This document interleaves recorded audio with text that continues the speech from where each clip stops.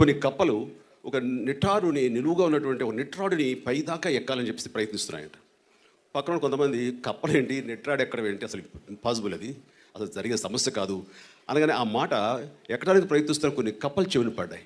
వెంటనే ఆ కప్పలు అవునా అంత ఎత్తి ఎక్కలేమా మనం, ఓ అయితే అని చెప్పేసి డల్ అయిపోయి ఆగిపోయినాయి. కొన్ని పట్టించుకొని కప్పలు అలా ఎక్కువడం మొదలుపెట్టినాయి.